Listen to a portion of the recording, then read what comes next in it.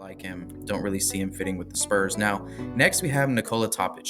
Now, Nikola Topic, he's the last person here in this meter in this red range, and really the reason why I have him here. I understand he's a top 4 or 5 pick projected wise. He's a point guard. He did go down with an injury. A lot of people in the comments were talking about that after I put out my last video, and I think he got injured literally like the day after I recorded or something like that. So that was really unfortunate to see him go down. But I don't think the Spurs are looking for this type of guard.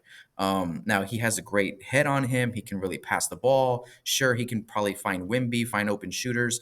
But when I'm comping him, I kind of comp him to a Goran Dragic, former Spurs pick, and a Nando De Colo, who's also a former Spurs pick. Now, if you guys don't remember Nando is like one of the best point guards to ever come out of France, whose name isn't Tony Parker. Seriously, he was on our squad. I believe we drafted him the year we drafted Kawhi Leonard or the year after that. And Nando is an awesome point guard. Really reminds me of Nikola Topic, the way that he can just kind of create.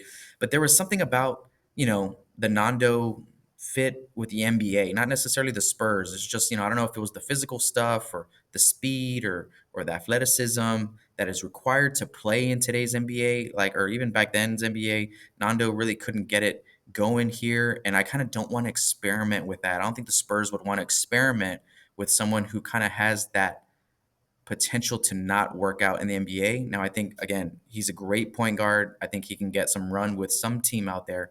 I just don't think it's a really good fit for San Antonio moving forward into the future. So Nikola Topic is going to be there. Okay, so now let's go ahead and let's look at who's falling under this yellow meter range here, right? And that's a player who, again, I don't see the Spurs drafting, but I wouldn't be surprised if they did, just because the player has it, right? He is that good. I just don't maybe feel it fits a need.